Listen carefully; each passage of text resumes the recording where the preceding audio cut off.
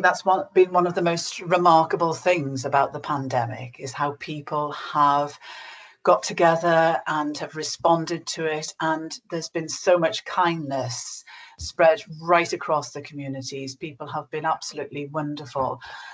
We saw hundreds, didn't we, of people volunteering and helping their neighbours, helping people in need, just giving as much as they could. It has been truly, truly amazing.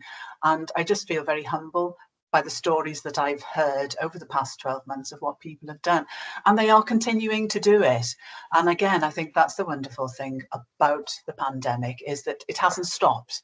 People are still recognising that people are in need and still need that kindness and help and support. Upon there, of course, the volunteers, who a lot of the services that have been run wouldn't have been able to do so without their help. And this year, like every year, the Queen's Award for Voluntary Service will be taking place, and the nominations are starting to open this week. Can you tell us about the awards? Yes, the Queen's Award for Voluntary Service is the equivalent of the MBE for the voluntary sector. And it really is it's recognition for groups who do outstanding work in the communities. And it's a very simple application process. It will be opening on the 1st of April. And it is for organisations that are well respected in the community, that are known for the voluntary work. You have to be in operation for 3 years and have a minimum of 3 people, 3 volunteers. It should be what we call volunteer-led. So it should be evident that the volunteers are actually leading the activities of the organisation and that they are making a really strong impact in the community. And half of the people who work, or rather who are involved in the organisation, should be volunteers. So you can have paid staff, but you also need a lot of volunteers in the organisation as well. And also half of the volunteers must be resident in the UK, because we do see voluntary groups who are who have people volunteering who are not UK residents but have been here for a while, but they must be actually resident in the UK, which is another qualification criteria. You said it's quite easy to apply. How can people find out about this?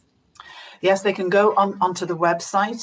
There is a website for the Queen's Award for Voluntary Service. So if they just Google it in, it'll take you straight to the website.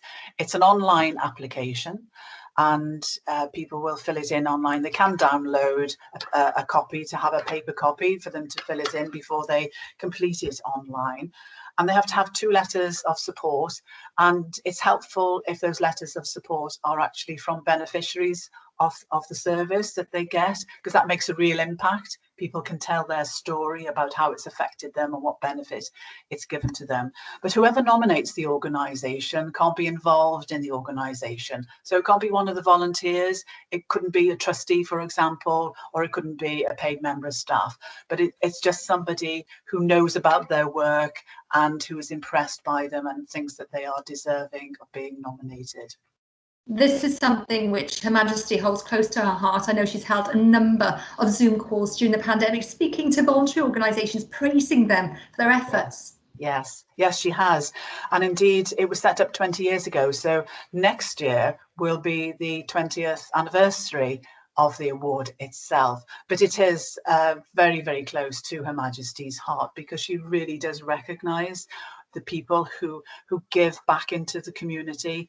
And it's a fantastic award for organisations to win, because you have the award for life.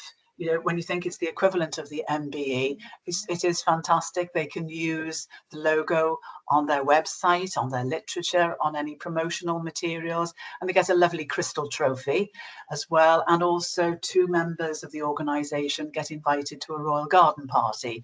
So that's also a lovely thing to have too. But it's great recognition for the work that goes on in the voluntary sector. So I urge any group to consider getting nominated for it.